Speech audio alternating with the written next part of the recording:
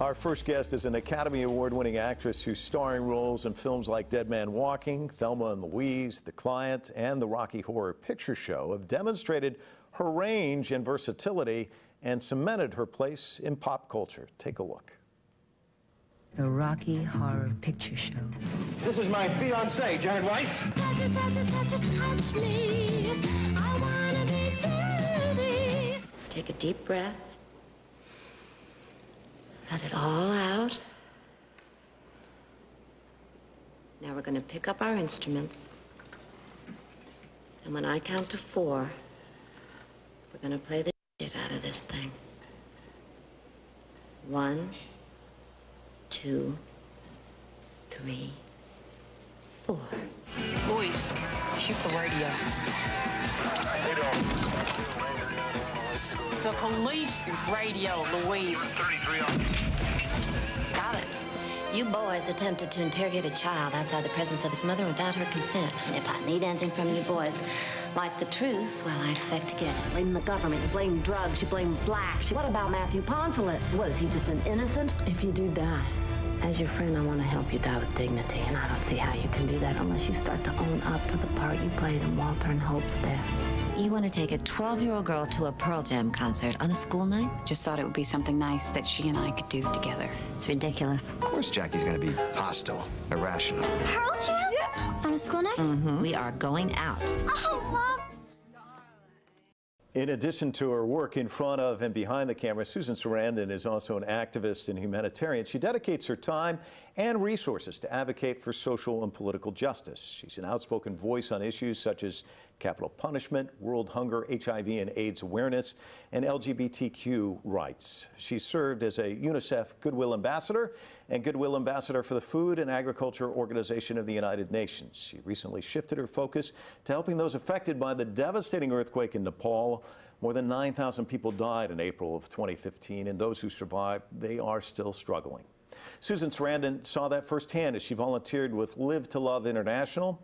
She was on the ground with the Nepalese people and hopes to encourage tourists from around the world to visit that beautiful nation. She's here to talk about her illustrious career, her recent work in Nepal.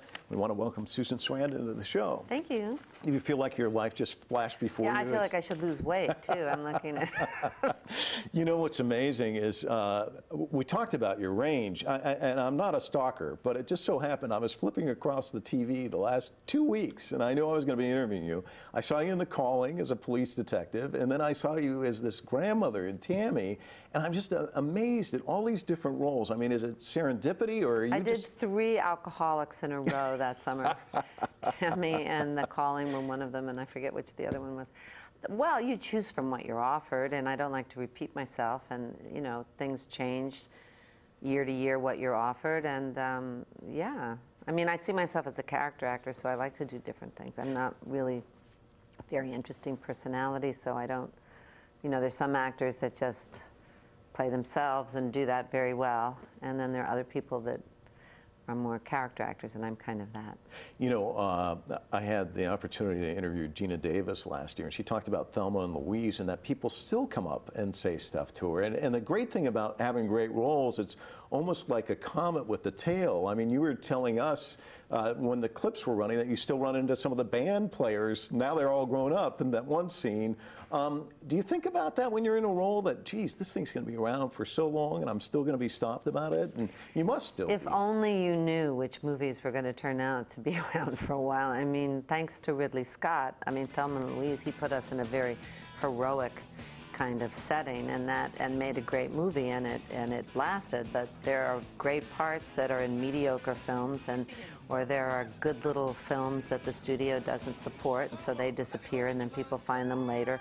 So I think you learn pretty soon, pretty early on in a career, to invest in this business, in the doing of it, and let go of what happens to it, because you have no control over it, and there's, you know, it's just like the rest of the world, there's no justice.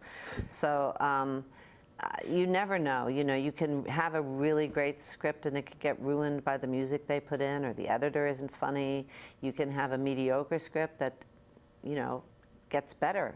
That doesn't happen too often, but So you don't know, I don't think. And you certainly, I mean, I've been very lucky in that, or strangely Zelig-like, in that quite a few of my films have had some kind of social, I don't know, turning point where they became something that meant something at that particular time. And so that helps them also stay around. But certainly when we did the Rocky Horror Show for $1 million, nobody thought it would be resurrected a number of years later and still be around as the longest running film.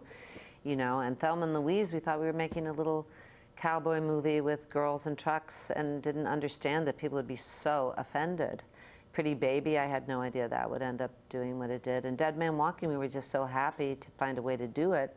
And then when people actually sat through that to the tune of over $100 million, that's a difficult film. Yeah. And the fact that it changed the dialogue, I mean, we hoped it would make the conversation about the death penalty more real for both sides, but we had no idea it would be economically, you know, a success at all.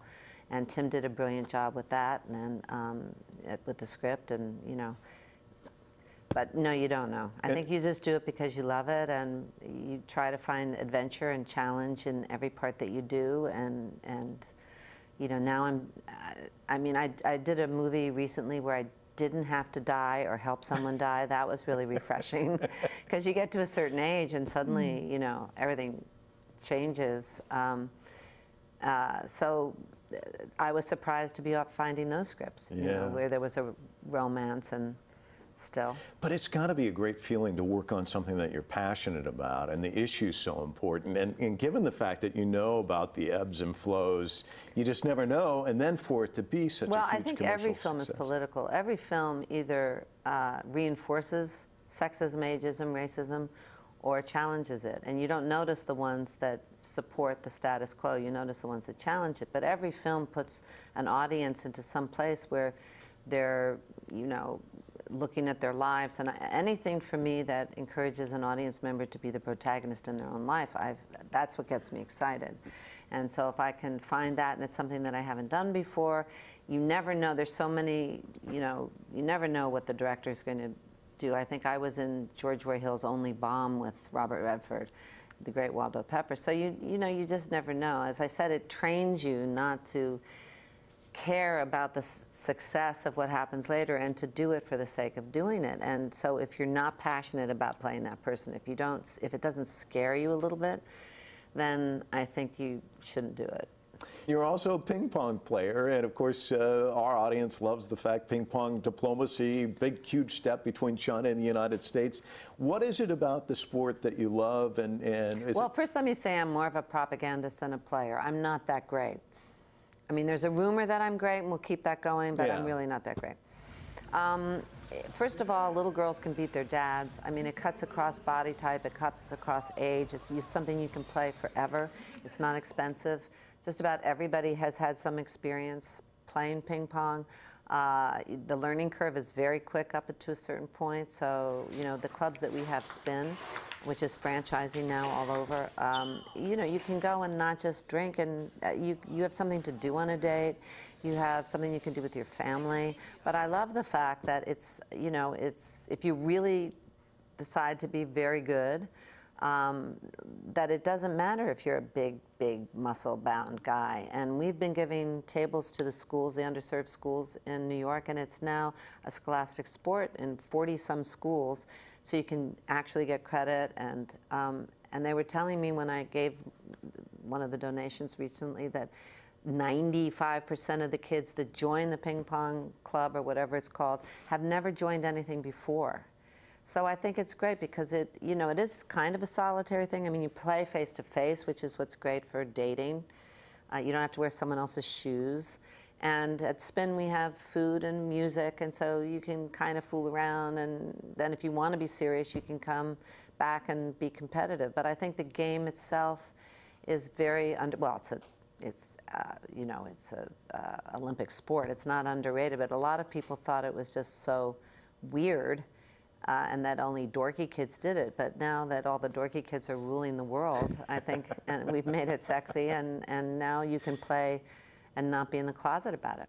What is it about that passion? I mean, how do people connect with that passion in you? And you have, it's varied. I mean, it's not just Look, in the one. business I'm in, you use your imagination. If you use your imagination, then that leads to empathy. And once you can imagine what it would be like to send your kid off to war, then you empathize with the mother that's being asked to do that. So it's a natural progression. And as somebody who, I use the term artist very lightly, anybody that's in a creative pursuit is outside anyway. We're kind of outsiders, really. I don't care how much you try to pretend you're in the middle of things.